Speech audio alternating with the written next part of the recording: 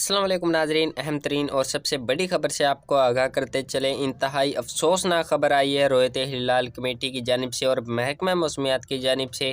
तमाम तर तफसीलात आपके साथ शेयर करेंगे।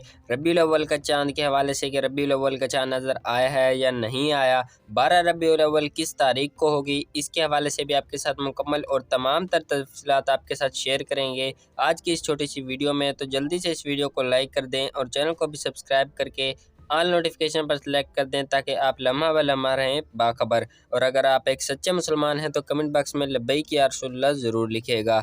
तो नाज़रीन ग्रामी, जैसा कि आप जानते होंगे कि 4 तारीख को 12 रबीउल अव्वल का चाँद देखने के इम्कानात थे और रोयत हिलाल कमेटी बैठनी थी। जी हाँ नाज़रीन, रोयत हिलाल कमेटी बैठ चुकी है और इन्होंने साबित कर दिया है कि चाँद नज़र आ चुका है। और 4 सितंबर को रबीउल अव्वल का महीना शुरू हो जाएगा और 15 सितंबर को 12 रबीउल अव्वल होगा।